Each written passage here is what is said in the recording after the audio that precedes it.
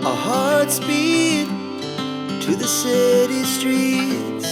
We began to feel the fire. We rise like tall buildings as the chemicals they take us higher. The night's young and it's just begun. নমস্কার, আমি রিঙ্কু। আমার এই ছোট্ট blog চ্যানেলটায় সমস্ত বন্ধুদের জানাই সাদর আমন্ত্রণ। আশা করছি যে যেখান থেকে আজকের ব্লগটা দেখছো তোমরা বেশ ভালো আছো। আজ তোমাদের সাথে রবিবার দিনে ব্লগটা শেয়ার করব। এখন ঘড়ির কাঁটা প্রায় 11টা 10। এদিকে শাশুড়ি মা পুজো করছেন, আর আমার কিন্তু সকালবেলা ইতিমধ্যে সমস্ত বাসি কাজকর্ম সারা হয়েছে। আর জানো তো, আজ আমার দায়িত্ব পড়েছে বাজারের। তাই যথারীতি বাজারের ব্যাগ নিয়ে চলে আসলাম বাজারে। প্রথমে দুধ আর দই নেব, তারপর সবজি কিছু নেব এবং গ্রসারি আইটেমও কিছু নিতে হবে। এটা গলদা আছে, সকাল থেকে 800 টাকা ছিল, এখন 600 টাকা দিল জ্যান্ত কথা। আর এইখানে চাবড়া 500 জায়গায় 400। এরপরে চলে আসলাম মাছের দোকানে। বুঝতেই পারলে এখান থেকে বাগদা চিংড়ি নিচ্ছি, আর আমাদের জন্য চিকেন নেব। তো তোমরা তো শুনতেই পেলে এখানে মাছের দাম কি বলছে। আমরা মেয়েরা এরকমই, বাজারেই হোক আর শপিং করারই হোক, যাই কেনাকাটি থাকুক না কেন, আমি একটু পছন্দ করি একটু দরদাম করে কেনাকাটা। এই জিনিসটা আমার বেশ ভালো লাগে। আর এদিকে যদি আমার হাজবেন্ড আসতো, ও কিন্তু একদমই দরদাম করতো না, সাথে সাথে যা দাম বলতো সেই দামে নিয়ে যেত। এইভাবে কিন্তু আমরা মেয়েরা যদি এই সমস্ত দায়িত্বটা নেই, তাতে কিন্তু আমাদের একটু সাশ্রয় হতে পারে। যাই হোক, এদিকে দাদার একটু মাছের কাটিংটা আমার বেশ ভালো লাগলো। এখানে চিংড়ি মাছটা একটু অন্য স্টাইলে কাটলো, এরকম প্রথম দেখতে পারলাম, তাই তোমাদের সাথে একটু শেয়ার করলাম। আর এদিকে এটা হেজি করে রেখেছি এই কারণে যে ইউটিউবে কি এখানে বটি দেখানো অ্যালাউ আছে জানি না, একটু কমেন্ট করে আমাকে জানিও এই বিষয়টা যদি তোমরা জেনে থাকো। চলো, ইতিমধ্যে মাছ নেওয়া হয়ে গেছে, এবার আমি চলে যাচ্ছি বাড়িতে। খুব রোদ, এত গরম পড়েছে, টেকা যাচ্ছে না। চলো, এই ছিল আমি সমবায়িকা থেকে এগুলো নিয়ে নিয়েছি। সমবায়িকা থেকে আনলাম ছাতু, টক দই, কসবাইট, ওদিকে কাজু কিশমিশ, গরম মশলা। আর চলো মাছগুলো একটু দেখিয়ে দিই। এই যে এটা যেমন রয়েছে চিকেন, আরেকটাই রয়েছে বাগদা চিংড়ি। প্রতিদিন আমরা যেসব রান্না করি সেই সব রান্নার পরিবর্তে যদি একটু নিত্য নতুন স্টাইলের রান্না বান্না, বা যেগুলো হোটেলে আমাদের ছেলে মেয়েরা খেতে ভালোবাসে, সেই সব যদি রান্না বান্না ট্রাই করি, তাহলে দেখবে ওদের কিন্তু ঘরের খাবারও বেশ ভালো লাগবে। কাজেই ওদের দিকে তাকিয়ে আমরা তো এটুকু করতেই পারি। চলো, তাই আজ করব একটু চিকেন রেজালা, ওদিকে চিংড়ি মাছের মালাইকারি, আর করছি পোলাও। এই হচ্ছে আজকে রান্নার মেনু। চলো এক এক করে শুরু করা যাক। প্রথমে কড়াতে তেল দিয়ে তাতে জিরে, শুকনো লঙ্কা ফোড়ন দিয়ে চিংড়ি মাছগুলোকে ভালো করে ভেজে নেব। এদিকে ভাজা হতে হতে একটা মশলা তৈরি করে নিচ্ছি, যেখানে 4 মগজ, একটু লঙ্কার গুঁড়ো, একটু জিরের গুঁড়ো, একটু কাঁচা লঙ্কা, এই মোটামুটি দিয়ে একটা পেস্ট বানিয়ে নেব। তোমরা চাইলে এখানে একটু টমেটো ব্যবহার করতে পারো, তবে আমার আজকে টমেটো ছিল না বলে আমি আর টমেটো ব্যবহার করিনি। তারপরে যেই মাছটা ভাজা ভাজা হয়ে গেছে, সেই মশলাটা এখানে দিয়ে দিলাম। আর আজকে বিশ্বাস করবে না, 4 মগজ দিয়েছি বলে কোনো কিন্তু স্বাদের কমতি হয় না।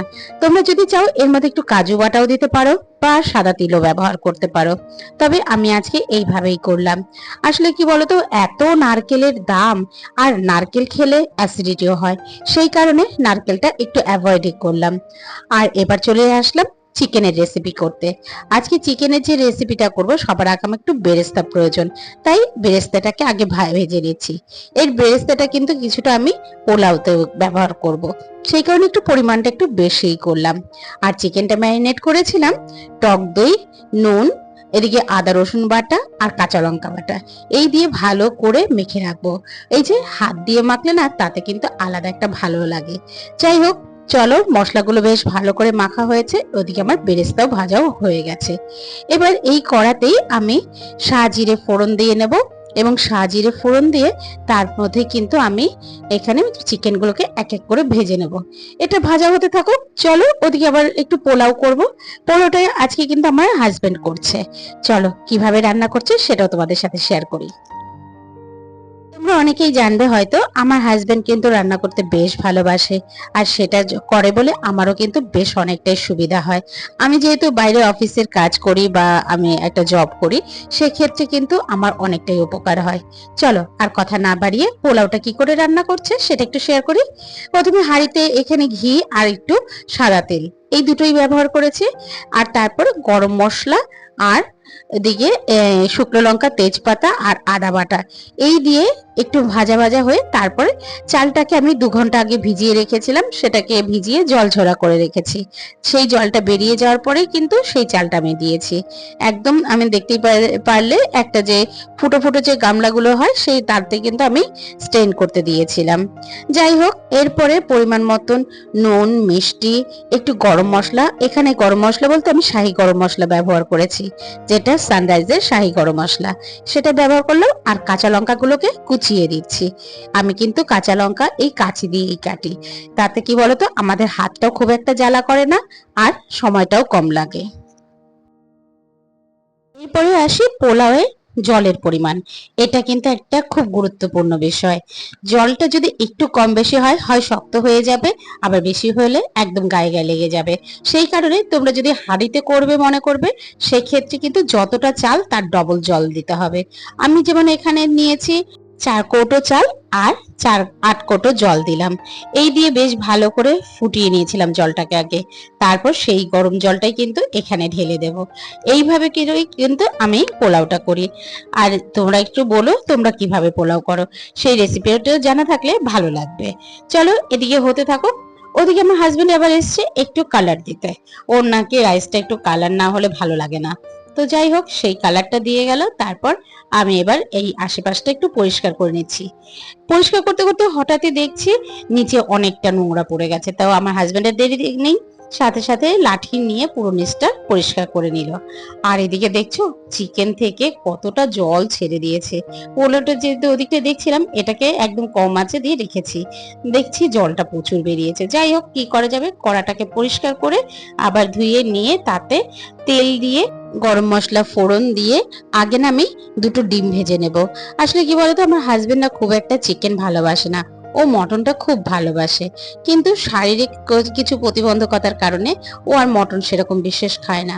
যাই হোক, এই মধ্যে কিন্তু 2টো ডিমও যেমন দিয়েছি, আবার গোটা 2টো পেঁয়াজও দিয়েছি। এগুলো কিন্তু সব আমার হাজবেন্ডের ডিমান্ড।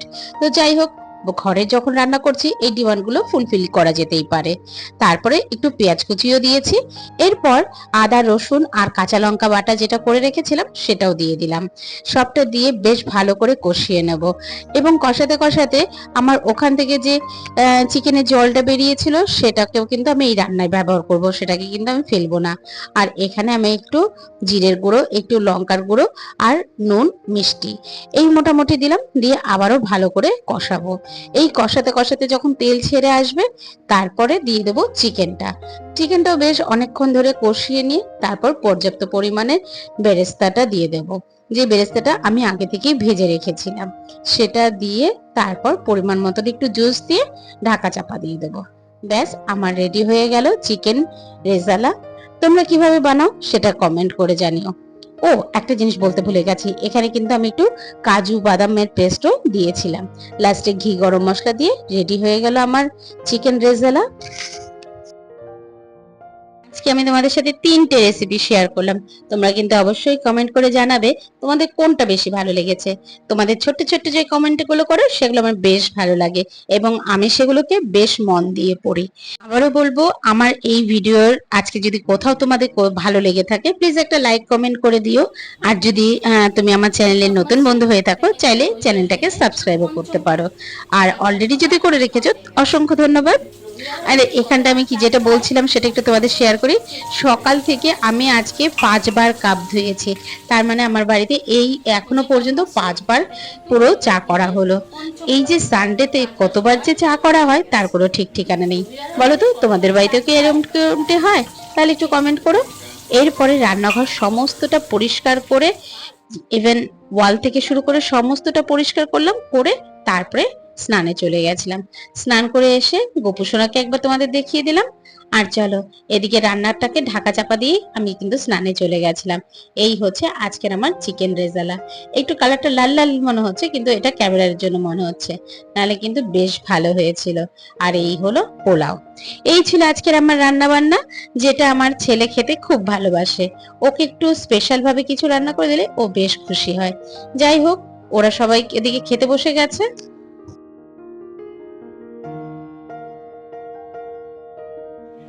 মোটামুটি হ্যাঁ, ভালো।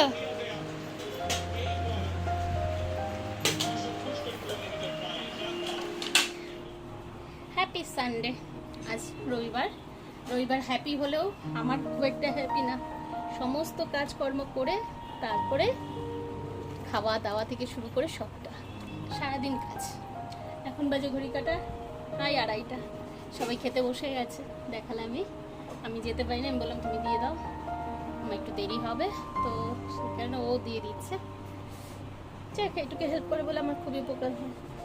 আমি বাথরুম পরিষ্কার করে ক্লিনিং করে সবটা করে তারপরে শ্যাম্পু করে এই এলাম। এবার গুরুর নাম নেব, তারপরে খাওয়া দাওয়া।